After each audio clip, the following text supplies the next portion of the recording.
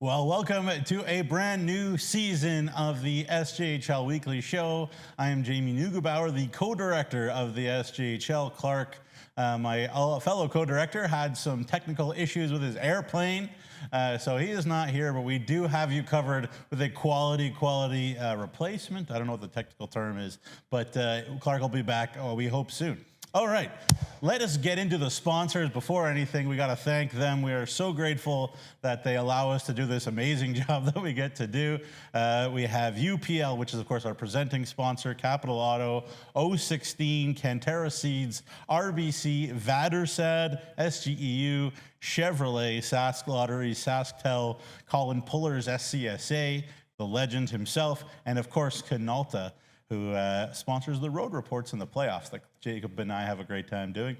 But thank you to all our sponsors. We really appreciate it, as always, as well as Player, who given us new clothes. And we're going to talk about them as the season goes on. But before we get to that as well, we have to introduce a brand new voice in the league, the first ever voice of the Warman Wolverines. It's Ryan Flaherty. Ryan, how you doing? Introduce yourself to the folks. Yeah, well, first of all, Newsy, thanks for having me. It was great to get to meet you on Friday, of course. We sort of did a baton pass, if you will, from the Hounds booth to the Wolverines booth, so I appreciated having you on, running some color, helping get me up to speed with some of the background in this great league, which I'm super excited to be part of now as one of the, I will say, two voices for the Wolverines. We'll also have Michael Salmon calling some games this year as well. But you know, it was great to get off and running this past weekend with Warman. Excited for a busy week. Obviously, they're in Battleford's on Tuesday night, and two more games coming up this weekend. But just fun to be around the SJHL again. You know, obviously being in Saskatoon, we haven't had a team that close for quite a while, so that's fun. And got the call here. Sorry to hear Clark got, I don't know, stuck on his magic carpet somewhere en route back from the big smoke, but happy to get the call and step in here and hopefully keep the train on the tracks. Yeah, well, hey, don't do too good of a job, though, Ryan, because cannot use the competition. All right, speaking of competition, we have games. The full first weekend is complete in the SJHL, so let us take a look at the score recaps right now, starting on Friday. A big win there at the Whitney Forum, the Flin Flon Bombers, 9-4. Melville, a 5-3 win. That whole series between Melville and Estevan was electric. Humboldt with a 3-0 win that Ryan and I called at the Warman Home Center Communiplex, the first ever game in the history of the Wolverines. You see Weyburn winning in the shootout there against Yorkton at home. They pumped plenty of shots on Callum Craig in that one, but found a way in the shootout. Kindersley ruining Battleford's home opener 5-2. Nothing the Clippers more like to ruin things for the North Stars. And Nipawin with the flag raising and the rings being passed out at the Northern Lights Palace with the win over the Melfort Mustangs. And what a statement that is for the Nipawin Hawks. We move forward to Saturday. Battleford's doing it right back to Kindersley, ruining that home opener. Estevan and Melville, Dylan Adams with a terrific performance in net. For the Bruins, Weyburn hammering Yorkton in Yorkton. Humboldt back at the EPA, and we'll talk plenty about that one in a minute. A 3-1 win at the EPA, and at the first ever game as the home of the Larange Ice Wolves in the JRMCC. The Flin Flon Bombers taking care of business there, 5-1. So there you see the scores recap there. Let's get into the scoring leaders then quickly. Obviously, small sample size, but what is, you know, it's always fun to talk about the scores. So let's take a look there. Callis Pierce going to my guys to watch. You know, go down the list. Xavier Fauchon was another one we were talking about a lot in the preview. Boston Harkness as well, and Gabriel Corshane. So there you go, small sample size. Let's get to the attendance, though. It was a great atmosphere there, Ryan, at the Warman Home Center Communiplex. We can look at the screen. You can look at those huge numbers for fans, but let's just specifically talk about Warman there for a second, Ryan. How could you not get up for that one with the atmosphere there? Absolutely. Fantastic facility, obviously, the Home Center Communiplex in Warman. You know, they've been waiting for a team for a little while, and now they've got all the pieces in place. Of course, there was still some, you know, last-minute additions going in, some great stuff with the video boards and things to make it really fully a hockey-centric kind of atmosphere for these big SJHL games. But obviously, the crowd would have liked a little bit more to cheer about in that game, even at least one goal. But they know also they were playing a pretty tough Humboldt team. But you know what? Despite the result, despite the lack of scoring by the home side, I don't think anyone went home unhappy. It seemed like everyone had a good time. They stayed for the full game. It was a close game. entertaining and their introduction to this brand of hockey. I think I know there's a pretty healthy season ticket holder base, but those other tickets, I think there's some people already looking to snap some more up for future games. Yeah, it was unfriendly, it was physical, and it was intense. So let's get right into the storylines quickly, just so that people can see the roadmap of where we're going. Welcome, Warman. The JRMCC era begins up in La Ronge. The first wins. 4 head coaches in the league, Connor Logan for Battlefords and Kyle Schneider for Kindersley, and Drew Kosher sort of as they take off his interim tag. Underestimated and Nugs and Notes, and we'll get to those. But first, let's get into the games. They're up in Warman and Humboldt, 2,570 paid fans between those two, which is awesome in both of those rinks. Just let's talk about the hockey here for a second. Humboldt dominated on the face-off dot. Charlie Tritt and Griffin Wright were both wonderful in net. But other than that, on the ice, what did you see? Specifically on Friday, I mean, you talked about the goaltending, and I think that was really sort of one of the main headlines was both teams with brand new goaltenders in that number one position. And if that's a sign of things to come, I think both these teams are in pretty good hands in the crease. And of course, you always want to build your team from the crease out. And when you've got a good foundation there, you can kind of put the other pieces in place around them. I know Griffin Wright would have liked to get something on the win ledger for him on the weekend, but Humboldt looking very solid and structured this at least early on this season.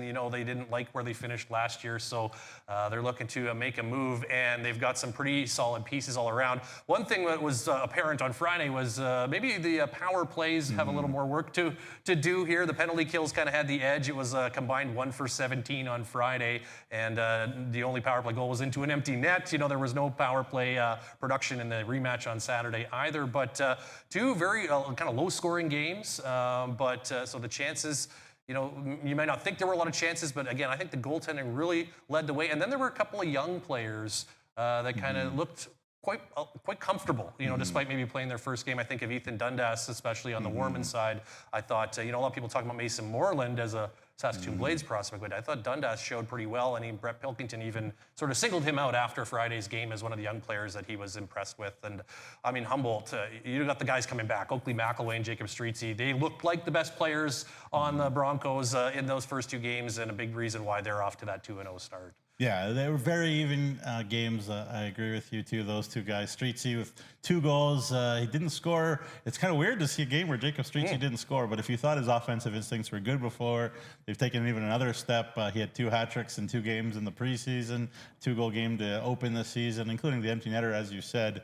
But neither team working with the power play. That was a problem. I'm sure, though, I asked Braden Klamosko, the head coach and GM of the Broncos, are you happy with the 2 wins? He said, yeah, we're happy with the wins, but no coach is happy with the team in general. So, great start, and kudos to everybody up there in the Warman Home Center Community Place. And I will mention one other member of the Broncos who I thought I was pretty impressed with was Tice Penrod. All kinds of speed. He's going to be a problem for opposing defenses, I think, with his speed and his skill. He's going to create some things. He created the winning goal, or at least the tying goal on Saturday. Yeah, second-year guy. He's got good hands. He's got him kind of. I wouldn't say he's an offensive guy like Datsuk, but in terms of his ability to steal pucks and take pucks and find them out of scrums and sort of lift sticks, and he's very, very good at that. And the Broncos, we talk about that penalty kill. They were the 3rd best penalty killing team in the league last year, and they showed it. All right, let's move on then to the JRMCC era / the Flin Flon Bombers making a big statement. And, Brian, if we were wondering, is this Flin Flon team going to, take some time to rebuild, take a step back? No, they are the real deal.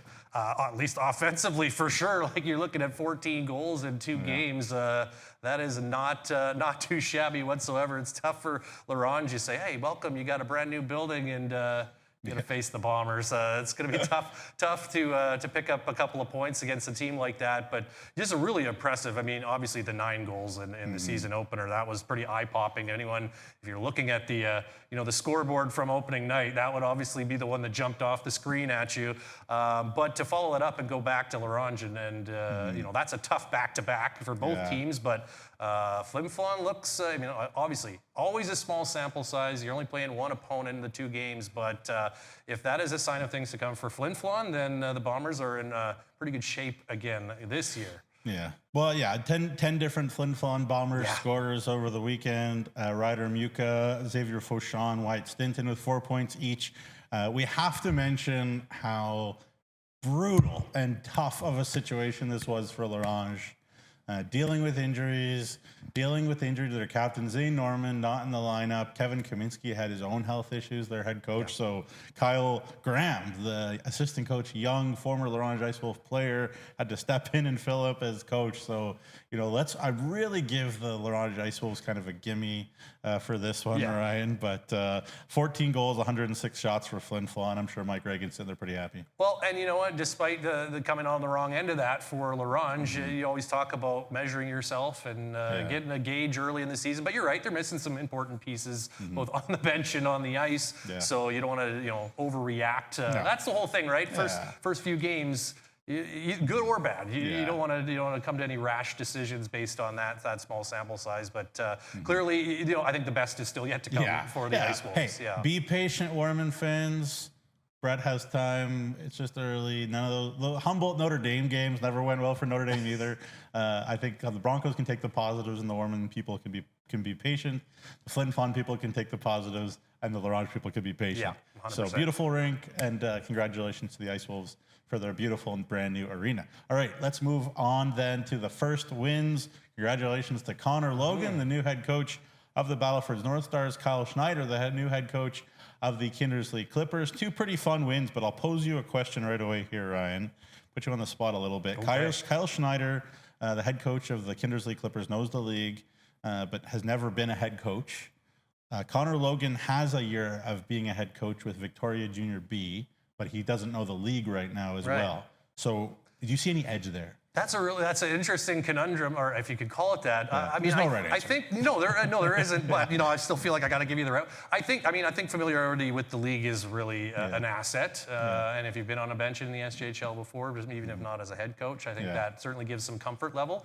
But in the end, it's about working with players and being a good communicator and making sure everyone's on the same page and installing your systems if you need to put in new things and getting everyone sort of pulling on the same end of the rope. So in that regard, I mean, success all around, right? They both get a win. The weekend is kind of like, a very diplomatic, first weekend. He's like, you get a win. Sure. Well, you come to our barn. Ruin home openers. Right. One good turn deserves another. So that's going to be obviously, you talked about it in your season preview show.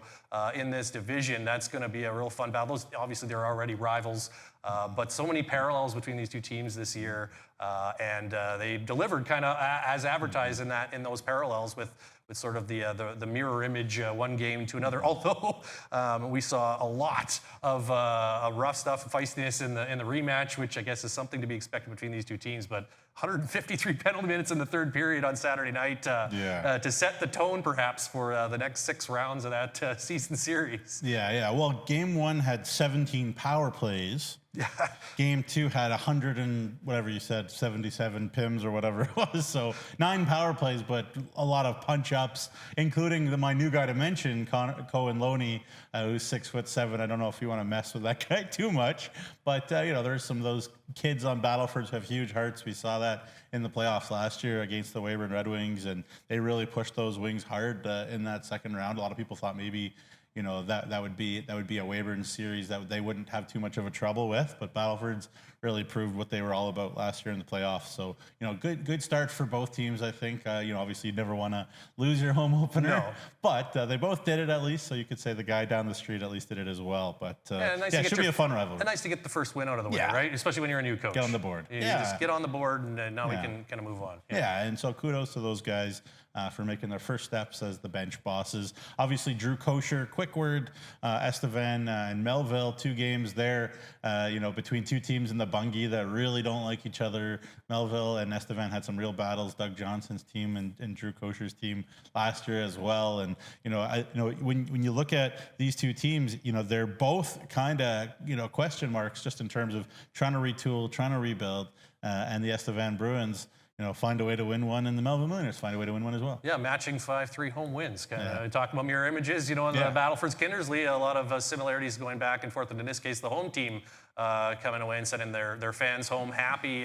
This is another, I think, real nice tone setter for some really good battles to come between these two teams. Obviously, the experience level difference on the bench with Doug Johnson on one side and then Drew Kosher, as you mentioned, just having the intermittent tag removed. So that's an interesting little subplot here, but. Some nice things to see with Estevan, coming back to respond with that big win at home. A very exciting and back and forth third period in that Saturday rematch where they kind of just traded goals. But Estevan able to pull that out. A lot of power plays again in that game. But that is the division, I think, that is got the most intrigue around it this season. And so, these sort of home and homes, these back-to-backs might tell the tale when it all comes down to the end of who can wind up on top, because we saw in the other half of the division a similar kind of scenario play out, except Weyburn was just a little bit better in their two games. So a real nice icebreaker between these two rivals. Yeah, one thing I wanted to point out, too, is like the broadcasters in this first weekend, just in general, I think across the board did just a terrific job, yourself included. I tuned into a lot of the games, and everybody had a great one. I did mention Marty Martinson. I sent a reach out to the Estevan Bruins, great broadcaster, watching a bunch of this game, and his call was top notch. Ryan McNally did a top notch job for Humboldt. You go down the list, it was really good everywhere. So congratulations to everybody who's tuned in that are broadcasters, because you all did a good job. But Dylan Adams really, held on for dear life in that one. I think Melville pumped a lot of shots on goal in both games. And I think, Drew Kosher knows it's a work in progress, even if they snuck out a win. But a win is a win, and it's never a bad thing. Yeah. All right, so we move forward to the last thing there. We talk about the underestimated. Can we throw up the power rankings that we did? Obviously, it was kind of like, do I have to do this? How do I know what the rosters are? Blah, blah, blah. Look, we got a few things right, I would say, Ryan, a few things wrong. But I think the one thing probably, Ryan, that I got wrong, or Clark and I, as we kind of put this together, got wrong, was Weyburn probably an 8th. I don't know. Do you see it that way? Is there any other thing glaring maybe that's the one that stands out. I mean, Estevan's pretty low on there too. But I mean, they got one win, not two. Weyburn obviously having the bottom half, and they swept their weekend. Albeit one game in the shootout. But if you had to, if we're picking it apart, if we're going to do that, I think Weyburn is probably the most glaring misstep, if you will. But again, you don't have the full information. I'm trying to give you an out. I appreciate that. Thank you.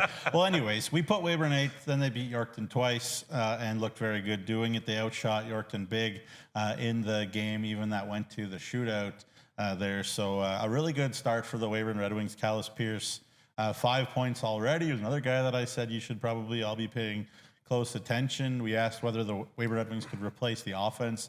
They lost with Jerome Maharaj and Ethan DK and Max Chakrabarty and Jackson Ruthven, and the list goes on. They scored 11 goals in 2 games, so it's a small sample size and a good start. But obviously, Ryan, Weyburn went to the finals last year.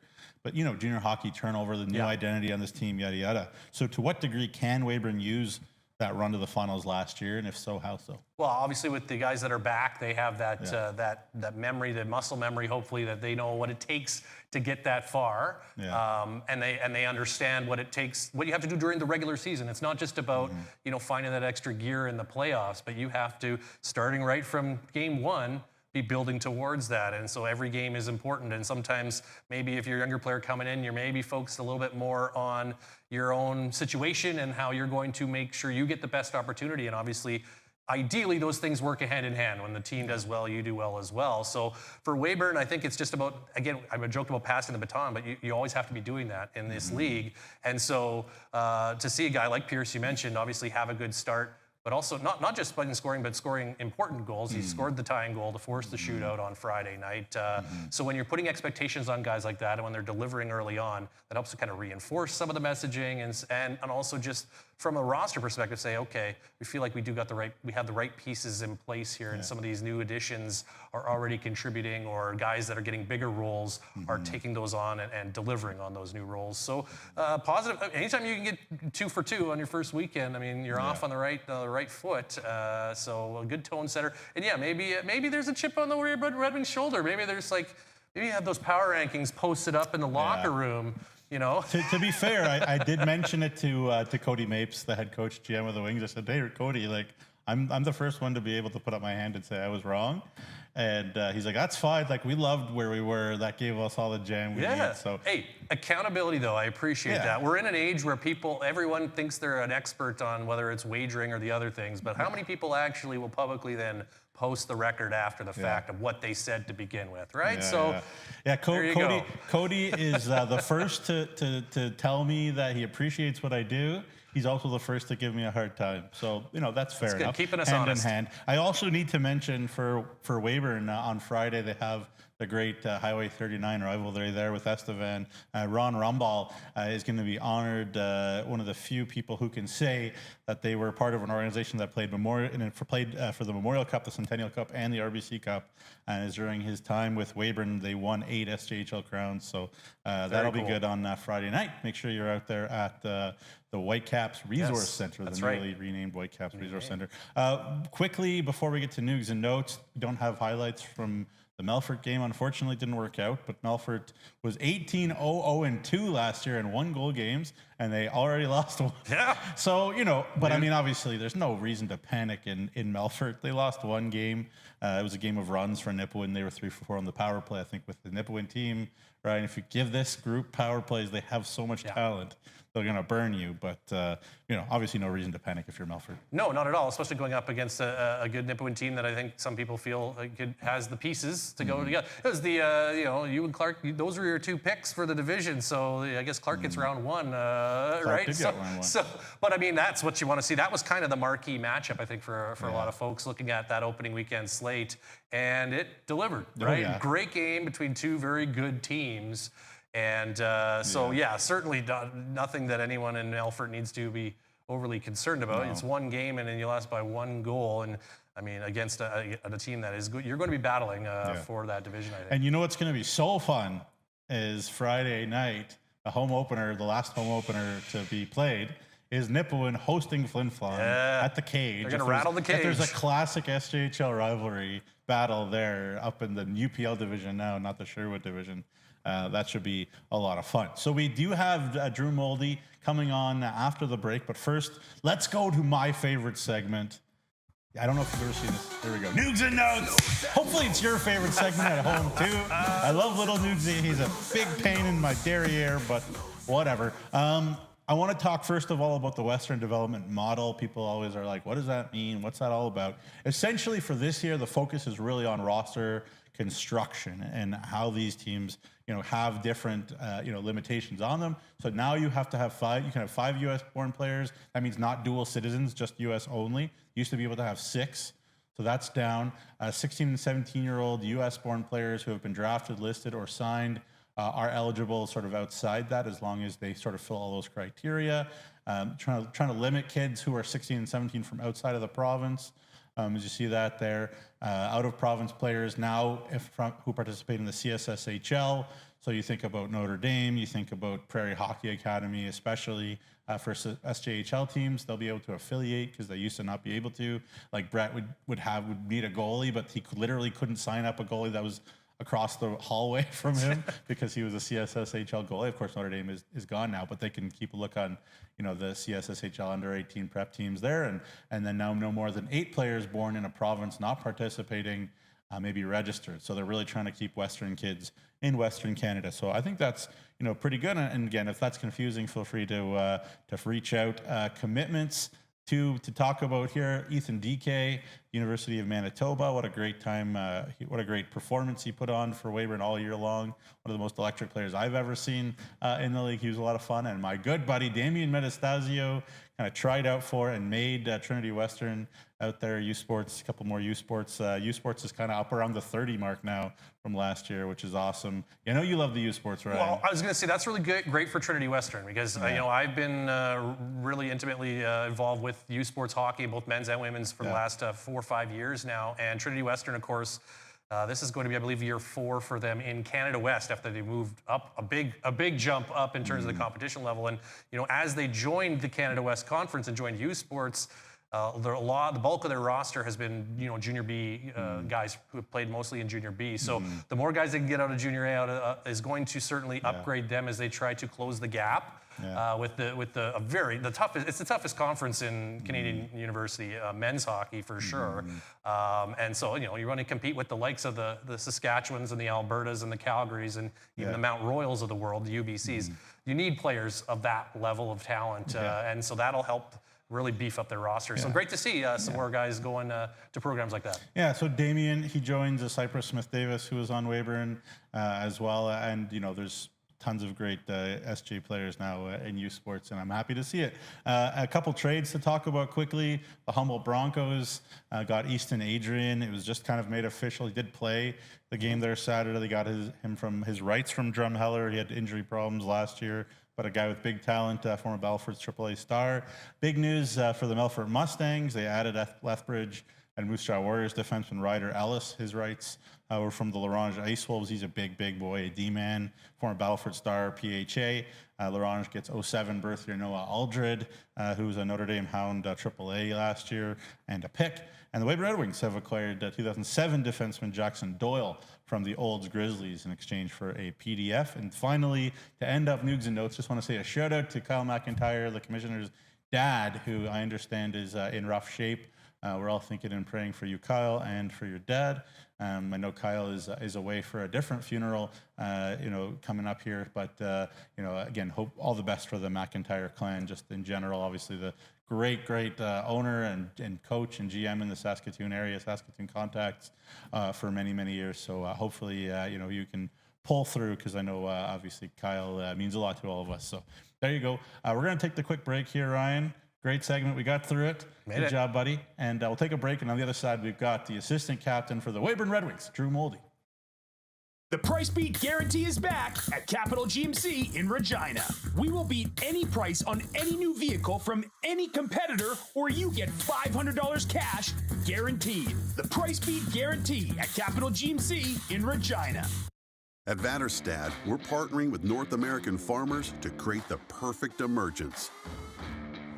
We're doing this with new and innovative tillage, planting, and seeding solutions, optimized for the field conditions that you face, and with industry-leading capacities to help you get the job done in short windows of time, so you can maximize yields.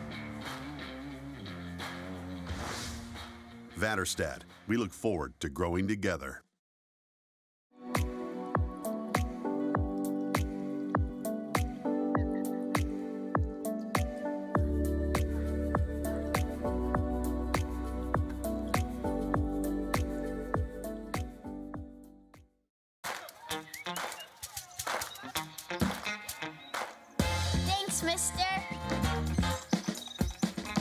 Every ticket you buy funds programs all across Saskatchewan, like sports. Buy your tickets today. In the last decade, the construction industry has reduced injuries by 46%. That's as many injuries prevented that would fill several stadiums. Find out more at scsaonline.ca.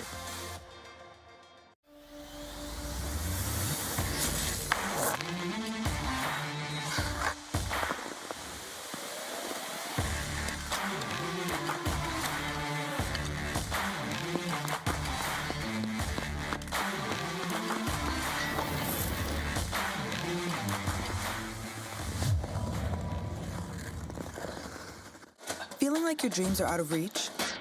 RBC has programs and resources to help you open the door.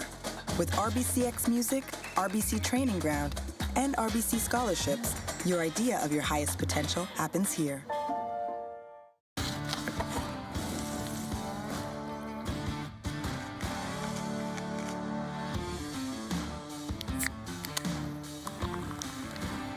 Original 16. Celebrate things done well.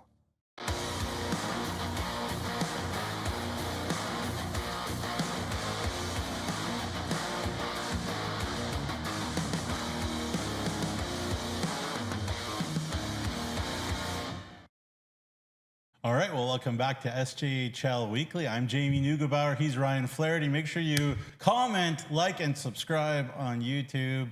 on X, which I am reminding myself Yes. to keep calling it X. I know it's been X for a while, but I keep screwing that up. And YouTube and Facebook and blah, blah, blah. It is a real treat to have on the line one of the assistant captains of the Weyburn Red Wings, a man who is in the Cantera Seeds Cup final a year ago and played very, very well. And Drew, it seems like you were a rookie a second ago, and now you've been around 100 years. It's so funny how that goes. I'm sure it's really stark for you. But Drew, first of all, thanks for doing this. How are you doing? And just take us quickly to that opening weekend series with the Yorkton Terriers and how it went for you guys. Oh, yeah, of course. Thank you guys for having me on here today. But yeah, we obviously had a good start. Friday was first period. We came out a little bit slow, but they pawed a couple on us. But during the intermission, we kind of had a good chat in the room and found our feet and got it going. It was good out there. We battled back. Every shift we were building off each other. Ended up bringing it back into overtime with a power play goal late in the third with a minute left from Pierce, and then took her to a shootout and Burgess, beautiful goal. So yeah, it was good. And then Saturday we just came out flying, had a good start, and just kept it going all game. It was definitely fun. It was good start. Mm-hmm. Drew, what does a start like that do for you? I know obviously it's a long season, and you shift your focus to the next game and the next opponent. But to be able to get out of the gate like that, how does that sort of what kind of fuel does that give you coming out with a start with 2 wins in 2 games? I think that's huge. For us to be able to start at the top of the standings, because obviously we're trying to start there and stay there. So we have a good spot in the playoffs in the future. So, just knowing that we have that skill and we can play like that and we can beat teams. So just good confidence and gets everybody going for the rest of the year. Yeah, for sure, Drew. I got to ask you about the off season. I know you're here in the moment now, but how was it? You're already a third of your way to your career high in goals. Congratulations on that. I'm not chirping you. Very useful player. You were into the finals last year, and I wasn't playing, so don't take it as a chirp. But how was the off season? What did you do to get ready, knowing that you had maybe less time than previous years, and knowing what it takes to to play all the way into the finals now? Yeah. For the off season, it's just obviously we finished a little bit later than my first year, and time was going by pretty quick here. But yeah, I was training out in Cairnport with that Prairie. They have a program out there, so just knowing what to work on, like looking back on the finals, and obviously I'm not a huge goal scorer, stuff like that, as you said, but just working on little skills like that, and just kind of having meetings with the kind of a leadership group throughout the summer, which is something that we've done, just keeping in touch and stuff like that, and just talking about just kind of the culture and what we want our team to look like this year. So I think that's helped us tremendously, just being able to hit the ground running, I'd think. So yeah, it was good. That's a perfect segue, because you mentioned the leadership group there, Drew, and I wanted to ask you about that because you guys have a little bit of a different setup this year with no captain, but 5 different guys wearing A's. So just what kind of dynamic does that create, and how do you how does that leadership, I guess, get distributed throughout the group? Yeah, I know obviously we're all leaders in the room. We all try to be leaders, but within our group, we had our voting, and it was, coaches are going to say that it was so close or whatever, but ours was actually so close. So we decided to just kind of Schrader and Sale are going to rotate or alternate an A, and then for the rest of us, we just kind of over the next 10 days, we're going to see kind of how we react within like game time situations and just that kind of stuff when we're kind of in the heat of the moment, and then we're going to pick the captain. So yeah, for sure. Good. Now, obviously, a very specific situation in your room. I was calling the game, when Turner McIntyre got a little tangled up with a Notre Dame guy, and fell and had to miss the rest of the year. And I'm sure, maybe you have a different perspective of what happened there than I do, and that's fine. But great to see Turner back, such a contributor. What a great start he had last year. You guys must be thrilled to see him in the room there back playing. Oh yeah, we're definitely pumped. He's a good guy, great guy to be around. He's fun, and he's a great player. He's got tons of skill. So it'll be good to see what he can do this year. Drew, you're looking at last year, obviously it was a great run for you guys, but just that one, couple wins shy of the ultimate goal, at least within the league. So, what do you feel needs to happen this year in order to take that final step and claim that Kentera Seeds Cup? Obviously I think this year we have kind of a different core group than we did last year. Obviously, last year it was a lot skill and stuff like that, but they were guys that were coming in and never had that experience or came back or had that playoff time. So with the group that we have this year, I think just with the amount of experience, we know how much we're gonna have to compete and just how hard we're gonna have to work, because it's crazy. Playoffs and it just comes down to just how much we want it and just the attention to detail. And what we're doing away from the ice, keeping guys healthy is a huge thing during playoffs. Long time, lots of games, just making sure everybody's good.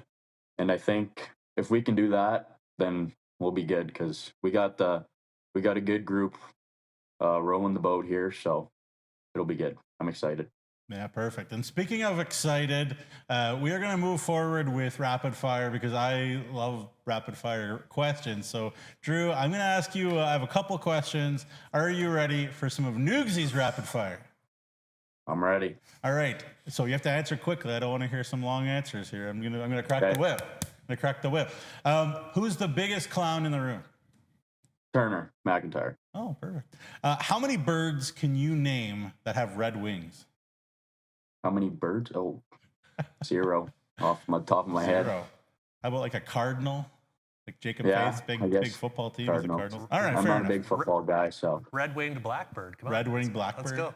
It's okay, Drew. I didn't mean to make you feel bad. No, it's all good. Hey, we're helping you learn. We're helping you out. Yeah. What is the best chicken wing flavor? Buffalo. Fair enough. Boston Pizza or somewhere else? Nah. Boston Pizza's good. They should sponsor. They're not a sponsor, by the way. I shouldn't be saying their name. No, they're not. Yeah, my bad. Faither's gonna go give me a little bit of a flick in the ear later, probably. What's your go-to late night team roadie gas station snack? Ooh. Oh wow. I'm gonna go with cherry cola and some beef jerky. Oh, love me some beef jerky, no question. What's one thing that Cody always seems to be saying on the bench, and do you think you can do an impression? I would say getting the hash marks or back through the middle, back checking through the middle. There you go. Fair enough. And then the last question is, who other than the Weyburn Red Wings has the nicest jersey in the league? Because I think the jerseys in the league look phenomenal this year. Yeah, that's a tough one. There's been some good. I think honestly the Terriers ones that when they were at home, I really like those jerseys. There you go. They were staring you down the face, and I'm sure you made some friends on that Yorkton team wearing that jersey, because that is one of the things that I love about your game is you're good at making friends, if you know what I'm talking about. Drew Moldy, it is an honor to talk to you. Thank you so much for your time, and all the best moving forward. Yeah, of course. Thank you guys for having me. Thank you. That was Drew Moldy of the Weyburn Red Wings. Ryan, salt of the earth kid, grinder, great centerman, the type of kid you win with. Those took the words right out of my mouth. Exactly. You need 2 or 3 or 4, as many of those guys you can get, to fit into your roster to really be the glue and keep the steering the ship in the right direction. That kind of calm and poise, I think, could go a long way. Sure, fair enough. Okay, well, producer Bryce said something to me, and I forgot what he had said, but we're going to go to the highlight of the week. I forget when he said we were supposed to play it, but let's play it now. The Tourism Saskatchewan highlight of the week. I am trying to not be Bush League, but here it is. Ryan, just take us through the play here. Yeah. This is the first ever Warman Wolverines goal in their history, and it belongs to Owen Parks. So he's now the answer to that trivia question. By the way, if you really want to get into the weeds, the very first assist in Wolverines history, Riley Rich Holden, is also the first lead in team history. It only lasted 3 minutes and 1 second. We're still waiting for the first win in Wolverines history. But nice to get that first goal all the way. Owen Parks will forever be etched in Wolverines history as the first guy to find the net. And before you out there say, old Hounds broadcaster, new Hounds broadcaster, it's a Warman Highland. It's their first ever goal. So before someone texts me, oh, Warman, it's their first ever goal. Give me a break. There's Give more me a to break. it than just the highlight. Yeah, we're not homers, okay? Calm down. And it was, pretty decent goal. It was too. a nice goal. It wasn't a greasy one. Good for Parksy and big face-off win there for Rich Holden there. So good to you. All right, let us take a break, last break of the show, and then we'll be back to wrap up the program right after this.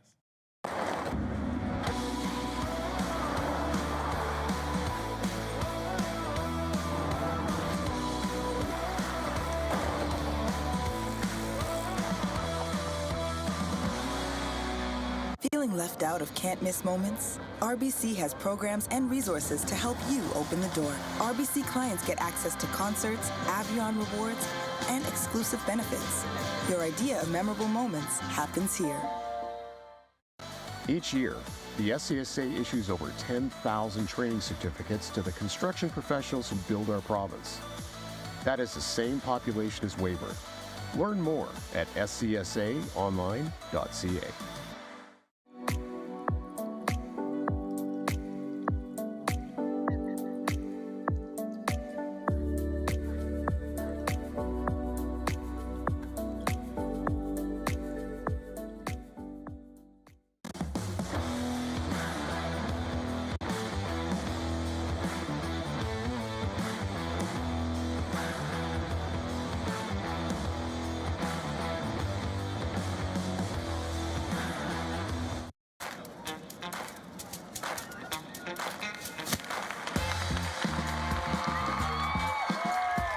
Every ticket you buy funds programs all across Saskatchewan, like arts and culture. Buy your tickets today. Introducing SaskTel Student Saving Tips. Tip number 138. You could build your own pallet furniture. So you're living on your own. You can save money by building furniture with pallets.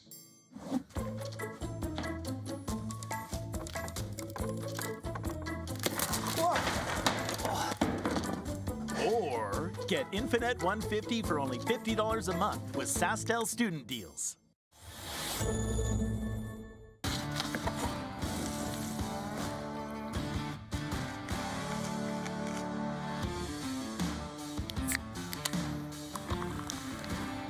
Original 16. Celebrate things done well.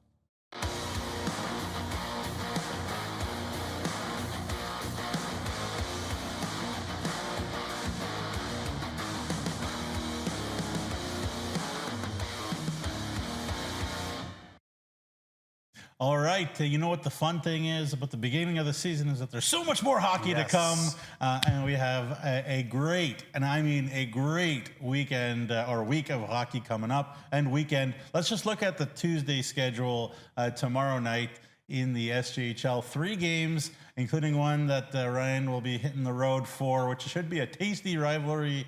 Warman and Battleford's not too far away from each other, kind of part of a triangle, I guess, between Warman, Battleford, and Humboldt. Weyburn and Humboldt, that is going to be a doozy of a series. That was a great series a couple of years ago. Whenever those two teams do battle, it's always not very friendly. So that should be a lot of fun as well at the EPA. And Melfort heads back to the JRMCC. 2 teams without wins on the year, Ryan. But just quickly, Warman and Battleford's, what are you looking forward to that one? Yeah, well, obviously from a Warman perspective, they need to find some way to score some goals. And they're going to be testing a pretty good goaltender up there, or a couple of goaltenders in Battleford's. But, it's about settling in. They're going to get, that first weekend is out of the way, and now they can just kind of focus on the task at hand and trying to kind of fit their feet under them. But it's going to be a test. Obviously, they're going to go up against a pretty rough and tumble Battleford's team. They're going to take no prisoners up there. It's a great environment. Should be a lot of fun for the Wolverines. But North Stars, of course, after that split, they're just looking to maybe put their stamp and assert themselves in that division as well. So I'm looking forward to it. It should be a lot of fun. And Mormon needs to get that first win before too long, so they can stop worrying about that, get that out of the way. Yeah, and great opening weekend for Gavin Granger up in Battlefords, as well as Soupy Campbell. We knew Tony Campbell would have a lot of expectation, and he's answered the bell so far for Battlefords. So obviously no Nikita Ivashenko anymore, no Jordan Grill anymore, so the Battlefords North Star's got to find other guys to fill in that void. And obviously the Melfort Mustangs faithful are never used to losing any game ever, really. They only lost 8 in regulation last year and 0 one-goal games in the regular season, so I'm sure they'll be looking to figure that one out. You know what, Ryan? It was a lot of fun having you on the show, my friend. Hey, appreciate the call. It was quite the wake-up call I got here this morning. Buzzed down from Saskatoon, but I'm glad I could make it. It's always fun working with the crew here at IKS as well. So thanks for having me on board, and hopefully we'll see you folks at some point again during the season. Yeah, absolutely. We will have you back on. It is a real honor, as always, to be on SJHL Weekly. Hope Clark can figure out his travel situation. We'd like to thank again all of our sponsors. You can throw up the bar here quickly there at the bottom of the screen just one more time to keep Jacob Faith happy, if you guys don't mind, there in the back.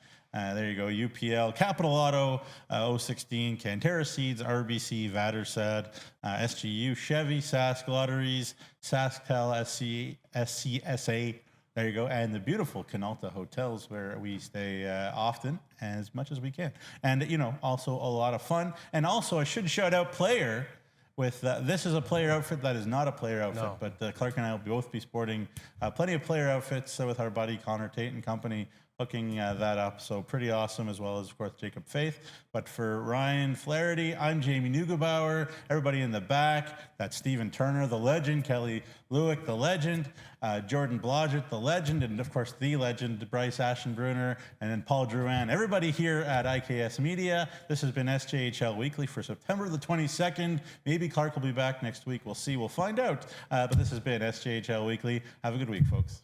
See ya.